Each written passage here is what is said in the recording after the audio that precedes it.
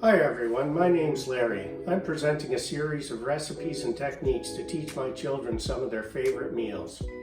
Today I'm preparing guacamole and salsa in beautiful Palm Springs. These side dishes will accompany the quesadillas in the companion video. So let's get started.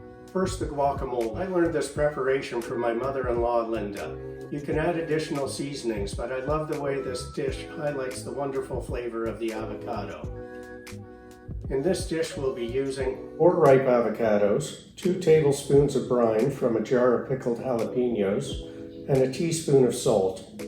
We'll start by cleaning the avocado. Using a very sharp knife, slice the side of the avocado until you hit the seed. Now rotate the avocado around the knife while the knife blade keeps contact with the seed. Once you've cut the avocado cleanly in half, remove the knife and set it aside. Now hold the avocado in 2 hands and twist it to free the seed from one side. Take the knife and carefully tap it into the seed. Once the blade is lodged in the seed, hold the avocado in one hand and twist the knife to remove the seed. Now take a large soup spoon and carefully work the spoon between the skin and the flesh to release the flesh and remove any black or brown spots. Place the cleaned avocado in a medium mixing bowl and set it aside. Repeat these steps to clean the remaining avocado. Now add the jalapeno brine and the salt to the bowl and mash the ingredients together. This can be done with a fork, a potato masher, or just use your well-scrubbed hand.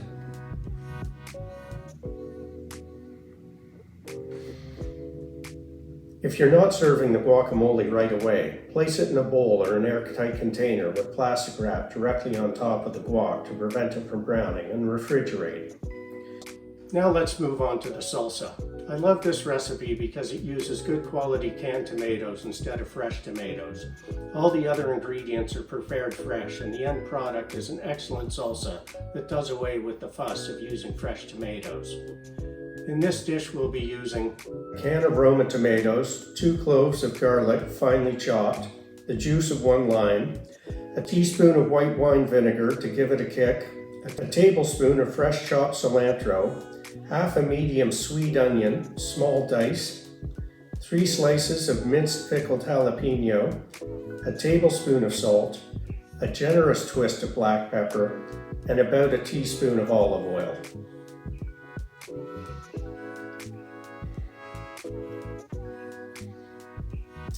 First, using a medium mixing bowl, we'll add the lime juice, olive oil, vinegar, onions, jalapeno, cilantro, and garlic to the bowl.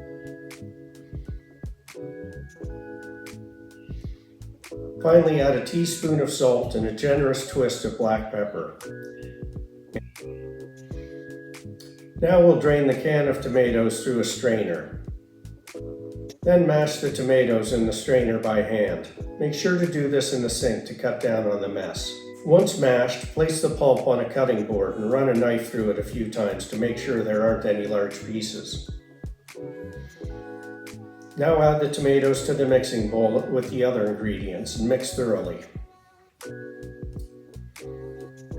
I typically make these sides for Quesadilla Tuesday. As the name implies, it was one of our weekly family meals. So take a look at the video and see why a quesadilla can be much more than a folded tortilla with cheese in the middle.